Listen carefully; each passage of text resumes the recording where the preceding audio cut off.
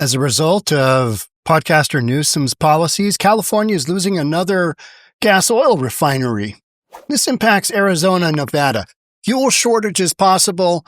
Which direction will fuel prices go up in Arizona and Nevada? Up. Up. Not down. Up. How much? Let's get into it. What's the deal here? Here we go. As a planned refinery shutdown there could drive up prices here in Arizona. A Republican lawmaker is tired of it, and he says it's time to take action. Here's 12 News journalist 𝗪𝗡𝗪𝗧𝗏. That oil refinery in Northern California supplies almost 10% of the state's gasoline. We're continuing to have conversations with California as far as our fuel needs are dependent on their actions. Arizona Governor Katie Hobbs keeping an eye on the potential impact at Arizona's pumps. There are concerns about $8 a gallon gas in California. Should we be concerned about the same kinds of increases in Arizona? We're taking steps to make sure that doesn't happen. Gas prices are expected to jump in California Good answer. and Arizona as the refinery shutdown unfolds into next year. Here in the Valley, prices peaked at over $5.50 a gallon for regular unleaded in early 2022.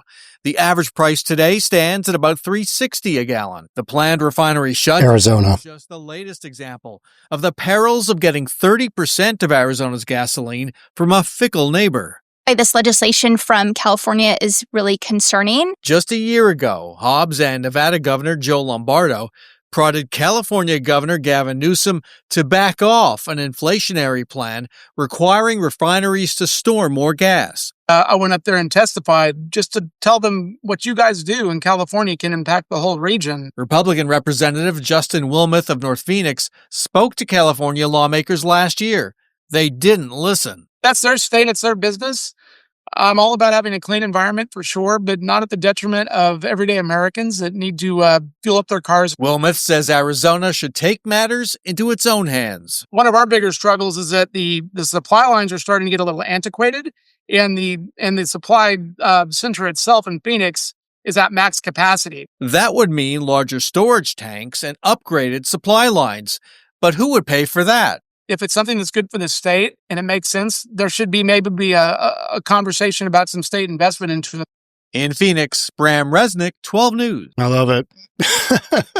Republican says, yeah, we reached out to Newsom and he basically just didn't really do anything that helped into the situation out. Interesting. That seems to be the way it always goes, right? Hey, you could do something positive here, or you could do something that drives up gasoline prices. Which one would you like to choose? With Valero announcing the pending closure of one of its two remaining California refineries, the state will lose at least 18% of its current refining capacity by the end of 2026. Just keep shrinking that ability to produce, right? Got one direction prices go, and it's not down. Because California is an energy island, meeting demand for California and the parts of Nevada and Arizona that rely on its refineries will require costly imports of volatile fuel by emissions-heavy tanker ships. It kills me that all of this is centered around a cleaner environment, and they've made it so difficult to bring the amount of energy in, whether it's whatever, but they've just constricted their supply so hard with oil that they're bringing it in from the Middle East on emissions-heavy tanker ships that are some of the worst for the environment out there. I am no tree hugger, but this makes no sense. It just makes no sense. All right, we're going to do all this stuff, and then, oh yeah, here comes that tanker. Good Lord, you can barely see it with all the smog coming off. All those emissions. And that crappy fuel they run, because heavy tanker ships, that's what they run. Did you guys see that Mexican sailboat, the officer sailboat that ran into the Brooklyn Bridge? Man, that was horrific. Guys hanging off a sail up there, tumbling all the way down. Huge fall. That was insane. My understanding was they lost mechanical control of their steering. And the current just took them right underneath the bridge, and whoosh, that sale. That was awful. 2 guys killed. Terrible. California Governor Gavin Newsom has long blamed rising gas prices on refiners' price gouging. That is such nonsense. It's not price gouging. It's your own internal policies. That's what's causing these prices to go to the moon. You keep restricting the supply. So, but even though his own administration has said that it has found no evidence of such price gouging, if it was price gouging, wouldn't the rest of the country go, hey, big oil refineries, are you guys price gouging it? No. That's just not happening. It's not happening. Everybody's getting charged the same. But because of California's policy, and because California's got a special blend of herbs and spices for its gasoline, that's just a scooch, cleaner. Meanwhile, they've got those heavy emissions laden oil containers bringing in that raw from the Middle East. Make it make sense. It just doesn't, does it? He called a special legislative session last year to pass new refinery regulations that both Democrat and Republican governors of neighboring states warned would lead to price hikes and supply shortages. Remember when Governor Newsom, when he went down the road of, hey, there's these spikes in pricing when, say, one of the oil refineries goes down and they have to redo something, rebuild something, refit something, or they just had a break of some sort and they got to fix it. When that goes down, there's not enough oil in the system. And so there becomes, and oftentimes it's like right before the summer season. So you got a refinery down, and gruesome Newsom, he wants to stick the industry with basically having enough oil on hand. They got to store it on their dime. They got to store it on their dime to kind of level out any price spikes due to supply. And you're like, this is just how the business goes. You've got ups, you've got downs. You can't control them, but Democrats love to think that they can control it. But here's where you end up. You end up with California scrambling, going to have $8 a gallon gas. I don't know. Is that really going to happen? That's what the professor at University of Southern California, Amish, I think his name was, indicated to us. Gas could go to over $8 a gallon in California. What does that mean for Nevada, who gets some of their gas from California, and in Arizona also? What does that mean for them? Prices are going up. Their prices will go up. These new regulations empower the state to determine when refineries are allowed to shut down for maintenance and set new inventory storage requirements that would require refineries to build vast new storage tanks to smooth out shortages. And you know what the refineries say? We're out of here. We're gone. You guys aren't setting up a future for us here, and you're costing us money, and you're blaming us with the cost of gasoline on price gouging. I mean, that's where Kamala Harris was headed, right? We're going to do some price caps. This is going to be the best thing ever. Just wasn't. Just absolutely terrible. How about President Biden with that cancer diagnosis? Timing on that was just, what? I mean, no ill will towards anybody that's got something diagnosis like that.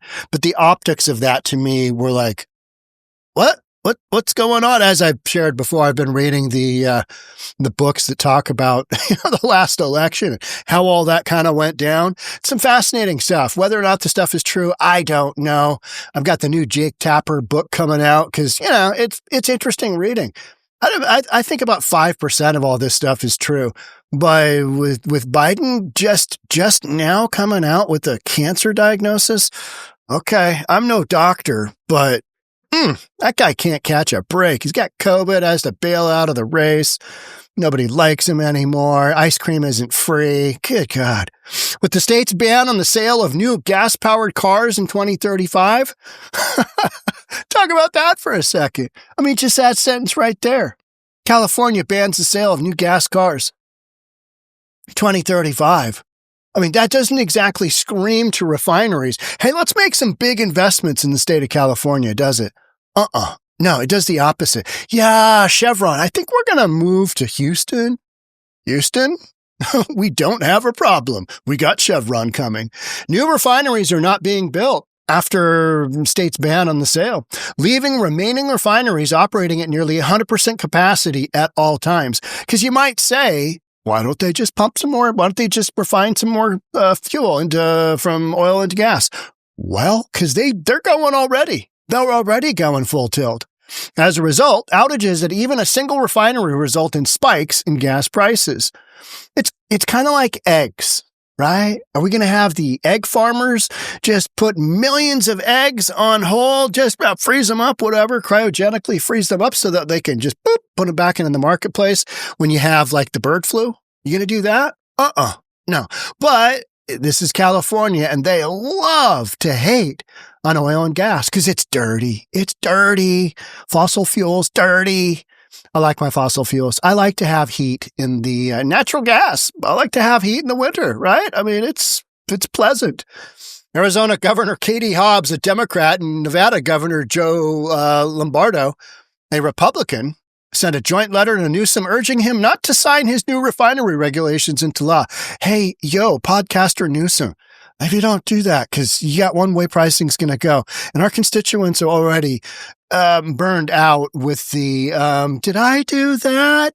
Gas prices at the pump from Biden, and also his Inflation Reduction Act, which actually increased inflation. They're still working on that. So maybe don't, do this constriction further of supply, citing that their fear that they would lead to gasoline price spikes and shortages. Yep. So it's not just California, Nevada, Arizona, you betcha. The whole country, every year as demand increases because everybody, kids get out of school, get behind the wheel and drive in a car. I mean, I didn't do a ton of road trips with my kids when they were young because I felt like those were painful. Sitting in a car with your kids in the back seat, just, difficult.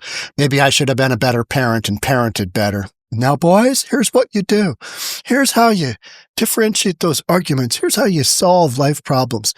Nah, just let them duke it out. It's what you do, right? It's evident that increased regulatory burdens on refiners and forced supply shortages will result in higher costs for consumers in all of our states. Yeah. Hobbs and Lombardo, with both of our states relying on California pipelines for significant amounts of our fuel, these looming cost increases and supply shortages are of tremendous concern to Arizona and Nevada. Yeah, it's going to cost more. Gas is going to cost more. It's going to go up. How much is it going to go up? I mean, that's always the guessing game, right? Well, what's going to happen specifically? Is war going to break out in the Middle East? And you have that, and you got all these different things that kind of fall in line. But what we're talking about here, and I think what the most important thing about the whole California thing is that these are all issues that are self-induced policy mistakes, however you want to call it. Whatever you want to say. This is all based on self-induced policy. We're so clean. We're so green. We're so virtual signaling. This is what we're doing. And then Californians, you're the ones that end up paying the price. And the rest of us do as well because there's less gasoline in the system. And what happens? Yeah. Chevron, the state's largest refiner, warned against the regulations' impact on gas prices and costly shift to seaborne imports. Big ships coming in, Middle East, which were passed soon after it announced it was relocating its headquarters from California to Texas.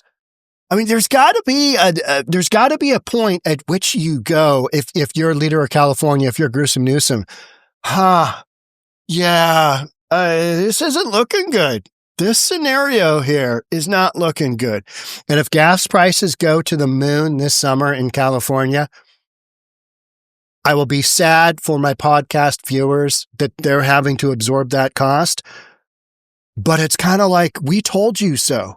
It's like the carbon offset ridiculousness we have here in the state of Washington. All right, you can offset it with this and you can pay for just ridiculous nonsense, right? Because it's all about this green ridiculousness that makes zero sense.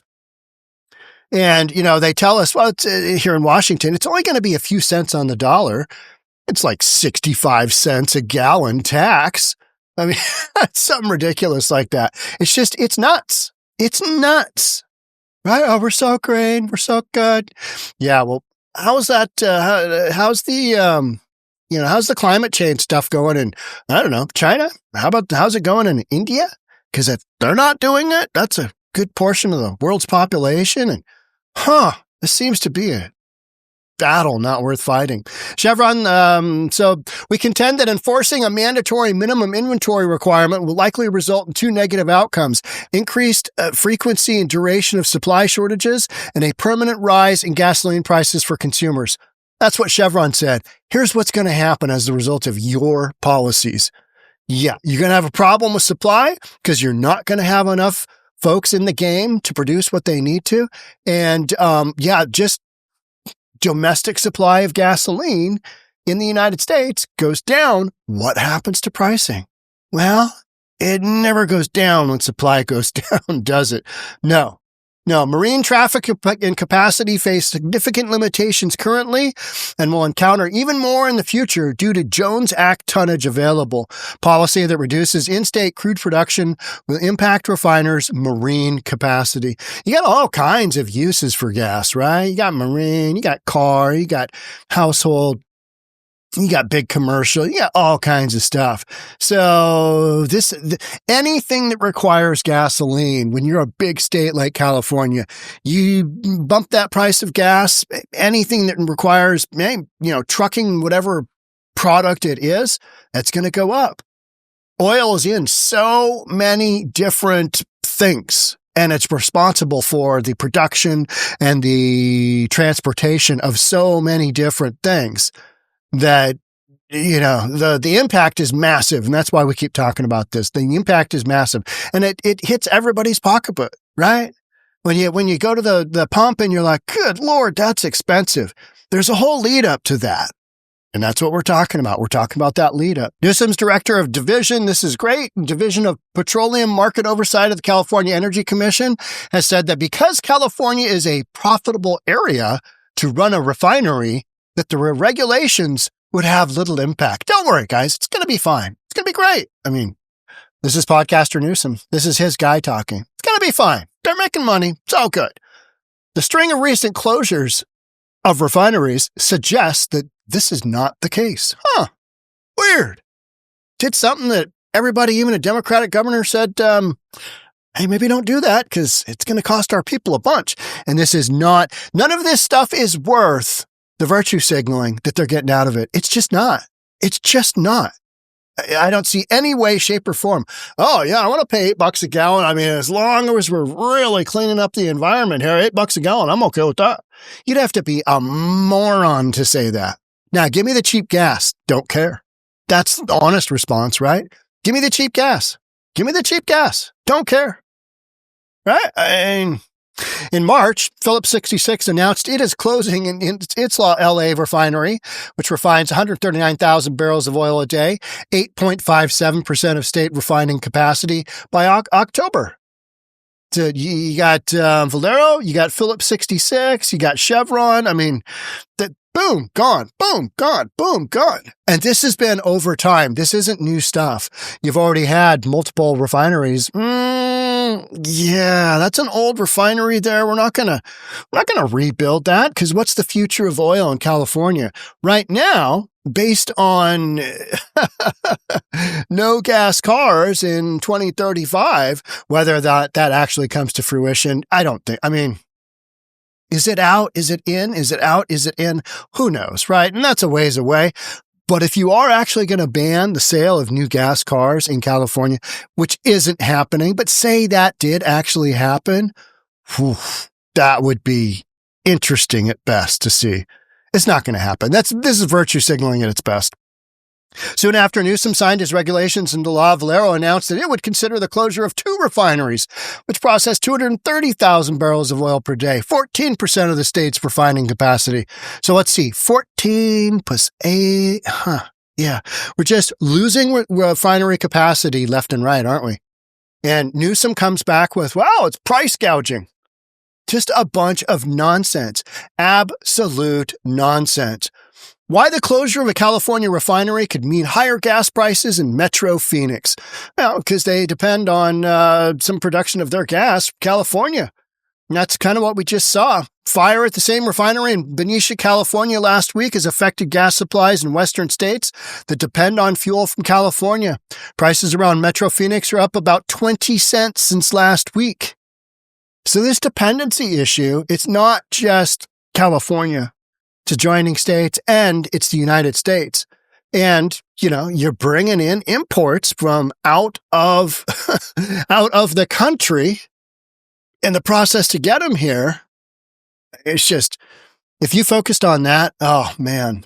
And hey, what are you doing with that big offshore, boat coming in, ship coming in, not a boat. What are you doing with that? Look at all that. Look at all the emissions into the environment. Oh yeah, but that's an international emissions. Once it gets the oil to the port here, different story. We got different regulations. It's all different, Sean. You got to understand. Just left with, plumes of smoke going up into the air with all kinds of crap in them. That's what I guess I'm hung up on that. You know what I mean? Valero announced last month it would close the refinery in the Bay Area, citing high costs and California's environmental laws. That's what we're talking about here, right? Talking about environmental laws, stuff that's self-induced and doesn't need to be. But hey, let's go ahead and do it because we're so progressive. How is that playbook working out? I mean, it just seems to me, it's like, when are Californians going to understand that the policies, the folks that you are voting into office create these ridiculous policies and you keep going down the same road and you got the most expensive of everything except sunshine, right? You got sunshine for days. You got sunshine for days. No, the gas thing, this is not going in the right direction. It's not going in the right direction for the country because California, produces so much stuff. Fourth largest economy, if it was a country in the world. They produce a ton of stuff and they have population with gas needs. They have needs. When a bunch of it gets sucked up and you got a little fire here, a refinery closed down, it's what we're dealing with. More expensive gasoline. Bound to happen. How expensive, though? How expensive do we think, what does it go to in Nevada? What does it go to in Arizona? As high as $5? Do we see $4.50? Do we see $5? We're already dealing with $5 a gallon here in Washington State because we've got ridiculous politicians who, let's fund all these social programs, all this nonsense by taxing the rich and putting heavy, taxes as cap and whatever on gas. Self-induced policies that are meant to virtue signal that don't really have much of an impact on anything. So, keep voting blue. I'm sure it'll work out. Thanks so much for being here. I'll see you on the next one. Love to have you subscribe, do all that good stuff. And we'll talk then. Bye for now.